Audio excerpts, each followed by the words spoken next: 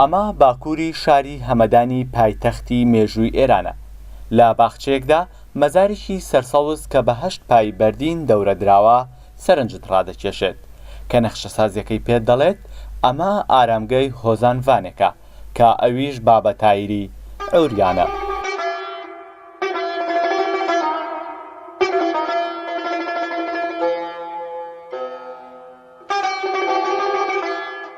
خۆری ئاسمانم لە جوانیت بە شەرمە، مانگی تازە لە ڕووی ئەبرۆت بە شەرمە، لە شار بمیا لە شاخ بمیا لە هەر لا، زوبانی من لە وەسفی تۆیە گەرمە.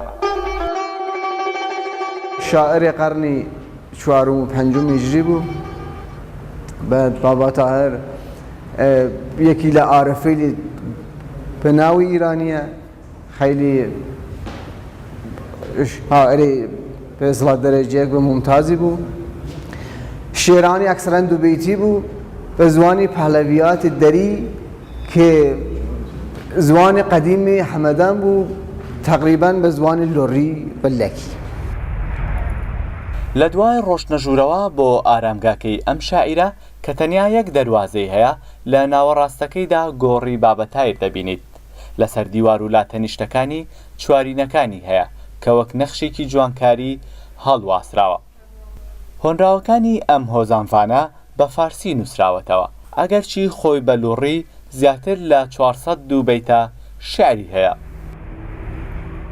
بابا تاهر شما پرسیدین که مثلا کردی می‌بینیم؟ ڕای جیاواز هەیە لەسەر بابە تاهر. هەندێک دەڵێن کوردە و هەندێکی دیکەش پێیان وایە فارسە. هەرچی بێت بەڕای من ئەو ئێرانیە. کوردەکانم شاعیرە بەهی خۆیان نەزانن. فارسەکانیش هۆگرن بە هۆنراوەکانیەوە. لە ڕاستیە ئەو شاعیرێکی جیهانیە، پەیوەستە بە هەموو مرۆڤایەتیەوە. بۆیە من دەڵێم گرنگ نییە ئەو فارسە یان کوردە یان لوڕە. هەرچیەک بێت شعرەکانی بۆ هەمووانە. اینجا مرقد بابا تاهر یکی از شاعرای ئەمە ئارامگەی بابە تاهیرە کە شاعیرێکی ناسراوە و هۆنراوەکانی بە شێوەیەکی دووبەیتی نووسیوە. ئەو بۆ یەک مەبەستی تێڕوانین و تێگەیشتنی خەڵک نووسیبێتی. بیشتر دووبەیتیە، شعرهای بابا تاهر همه دووبەیتیان. هیچ سەرچاوەیەکی مێژووی نییە کە کاتی لەدایکبوونی بابە تاهیر دیاری بکات، بەڵام ئەوە دەزانرێت کە لە هەمەدان ژیاوە. دوای ئەوەی لە ساڵی 1990 زاینی کۆچی دوای دەکات، لە ماڵەکەی خۆیدا سپاردەی دەکەن کە هەمان جێگای ئێستایە، بەڵام 42 ساڵ لەمەوبەر ئەم مەزارەی بۆ دروست کراوە.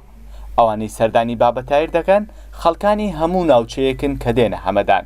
لە کوردستانیشەوە خەڵکی بەتایبەت دێن بۆ مەزارەکەی. بەسڵ وەسیەت کردو کە قەوری لە نەو ماڵە خۆی دەفنی بکەن. بعد تا زمان قاجار تقریبا 2 خورده سال پیش یه آرامگاه آجوری لەسەر هەورەگەی بوو. بعد تقریبا 42 سال پیش ای آرامگاه ساختن. زیارت کەم منێ شێرگەر بۆیە سەردانم کرد تا شعرەکانی لە نزیکەوە بخوێنمەوە. هۆنراوەکانی بەڕای من زۆر جوانن. بابە تاهیر شعرەکانی هێندە خۆشن کە واتای تێگەشتنیان جوانتر کردووە. مفهوم خیلی خوبی داره. بابە تاهیری ئەوریان بەرهەمەکانی لەلایەن ڕازی شاعیرەوە کراوەتە شێوەزاری سۆرانی و جارێکی دیکەش کراوەتە شێوەزاری کورمانجی. ئەمە جگە لە زمانی فارسی. باپی هەندێک لە هۆنراوەکان بێت ئەوریان زمانی دیکەشی زانیوە. هۆنراوەکانی دووبەیتین کە زۆر جوانن. ئەو شاعیرە شێعرەکانی نزیکن لە شێعرەکانی مەولانە و حافزی شیرازی. خۆشەویستم هاوار بەرم بۆ لای کێ، لە جەوری تۆ گۆشت و ئێسخانم ئەسووتێ، ترسێ لە خواب کە دڵڕەخ هەتاکەی، بناڵێنم بە وێنەی نەی دەنگ دێ. ئاگادار نیت لە ئەحواڵی خراپم، بۆچی وا سەرگەردان و تەوەلابم، ئەناڵێنم لە دەستی تۆ بێ مروەت، وا ئەزانی منداڵێکی بێبابم.